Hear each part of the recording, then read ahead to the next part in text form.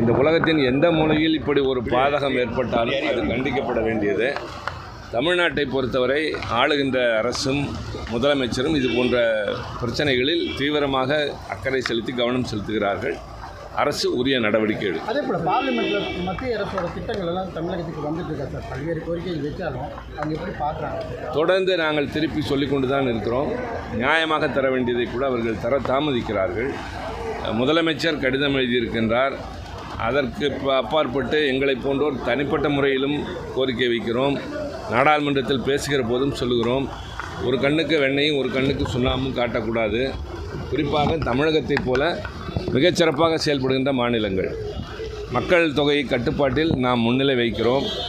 பல துறைகளிலே முதலிடத்தில் இருக்கிறோம். வறுமை ஒழிப்பில் முதலிடத்தில் இருக்கிறோம். மற்ற மாநிலங்கள் வட மாநிலங்களோடு ஒப்பிடுகிற போது தமிழ்நாடு பல வகையிலே முன்னேற்றம் கண்டிருக்கிறது. ஆனாலும் இந்த மாநிலத்தை வேறு கட்சி ஆளுகிறது என்ற மனநிலையோடு பார்க்கின்ற அந்த பார்வையை ஒன்றிய அரசு தவிர்த்திட வேண்டும். அது கூட்டாட்சி தத்துவத்துக்கு ஏற்புடையது அல்ல. இந்த மணிப்பூர் விவகாரத்தில் அமைதியாக இருந்துட்டு மத்திய அரசு இப்போ கொல்கத்தாவில் வந்து ரொம்ப எல்லாருமே ரியாக்ஷன் பண்ணுறாங்க. நீங்களே அதை சொல்கிறீர்கள். அதாவது கொல்கத்தா விவகாரத்தில் அவர்கள் அக்கறை காட்டுவதில் நாம் யாரும் குறை சொல்லவில்லை. ஆனால் மணிப்பூரிலே பெண்களை நிர்வாணமாக சாலையிலே ஊர்வலம் வைத்து நடத்தினார்கள். நூற்றுக்கணக்கானோர் கொல்லப்பட்டார்கள். ஆயிரக்கணக்கான வீடுகள் கொளுத்தப்பட்டன. பிரதமர் அது குறித்து கவலை கொள்ளவில்லை. உள்துறை அமைச்சர் நாடாளுமன்றம் நடக்கிற போது அது குறித்து ஒரு அறிக்கை கூட சமர்ப்பிக்கவில்லை. யாரும் நேரடியாக போகவில்லை என்பதை சொல்லி ஓய்ந்து போனோம்.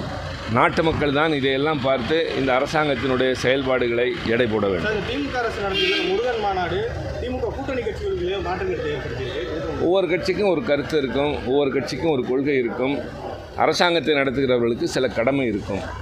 இந்த வகையிலே தான் இந்த பிரச்சனை பார்க்கணும். நடிகர்கள்லாம் கட்சி ஆரம்பிக்கிறது எப்படி பார்க்குறீங்க? ஜனநாயக நாட்டில் யாரும் கட்சி ஆரம்பிக்கலாம், யாரும் அரசியலுக்கு வரலாம், யாரும் தேர்தலில் போட்டியிடலாம். இந்த பிரிவை சார்ந்தவர்கள் வரலாம் வரக்கூடாது என்று நிர்ணயிக்கிற உரிமை யாருக்கும் கிடையாது. வரலாம், மக்கள் தீர்மானிப்பார்கள். அவருடைய செயல்பாடு இருக்குமே தவிர இவர் ஏன் வருகிறார், இவர் எப்படி வரலாம் என்றெல்லாம் கேட்பதில் பொருள் இல்லை. இது ஜனநாயக நாடு. இந்த ஜனநாயக நாட்டில் எல்லோருக்கும் அந்த உரிமை உண்டு. நீங்கள் கூட நாளை தேர்தலில் போட்டியிடலாம். விருப்பம் இருந்தால், செல்வாக்கு இருந்தால் வெற்றி பெறலாம்.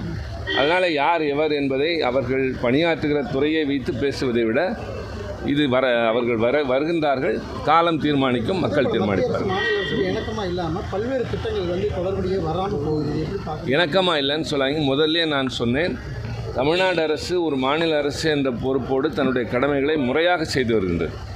அதனால்தான் பல குறியீடுகளில் நாம் முதலிடத்தில் இருக்கிறோம். தொழில்துறையில் முன்னேறி இருக்கிறோம், வறுமை ஒழிப்பில் முன்னேறி இருக்கிறோம். அதாவது உயர்கல்வி சேர்ப்பில் இந்தியாவில் சராசரியை விட நாம் மிக அதிக அளவில் உயரிடத்தில் இருக்கிறோம். 27 என்பது 47 என்று இருக்கிறது. ஆக தமிழ்நாடு உரசலில் இல்லை, கடமையை செய்கிறோம், உரிமைகளை எதிர்பார்க்கிறோம், கேட்கிறோம், போராடுகிறோம். ஒன்றிய அரசு நியாயமாக நடந்து கொள்ள வேண்டும் என்பது எதிர்பார்ப்பு. இதை ஊடகத்தை சார்ந்த நீங்களும் சரி, நாட்டு மக்களும் சரி, இருவருடைய செயல்பாடுகளையும் எடை போட்டு பின்னாளில் தீர்ப்பளிக்கிற நேரத்தில் முடிவெடுக்க வேண்டும்.